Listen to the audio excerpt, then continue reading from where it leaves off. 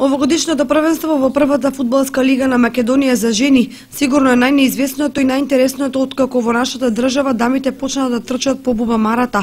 Најзаслужни за тоа се трите водечки екипи Кочани, Младост, Еднина С и Тиверија.